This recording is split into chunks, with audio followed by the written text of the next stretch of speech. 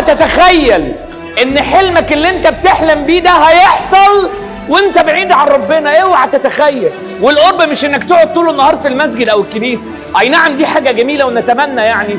القرب انك يبقى عندك ثقه في ربنا، تبقى عندك يقين ان ربنا عالم بكل حاجه، عالم بكل لحظه سهرت فيها بالليل بتذاكر، عالم بكل وقت كنت بتبكي فيه بالليل وانت خايف، عالم بلحظات ضعفك ولحظات خوفك ولحظات ألمك، عالم بالقرش الحلال اللي انت بتاخده كل يوم من اهلك عشان تدفع في درس او هدوم او كتب، او عالم بكل نقطة عرق بتنزل منك.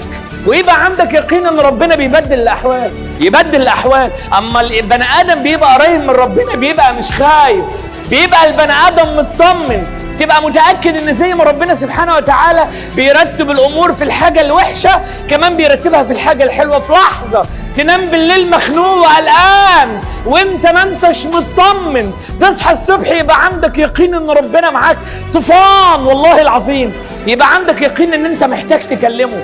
تصلي النهارده وتقول له يا رب يا رب يا رب انا نفسي اوصل للحاجة اللي انا عايزها، يا رب يا رب يا رب يا رب يا رب يا رب.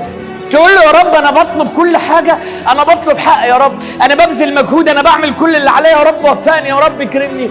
البني ادم اللي متعلق وعشمان في ربنا بيبقى من جوه عنده ايمان ان ربنا هيعمل له الحاجه اللي هو عايزها.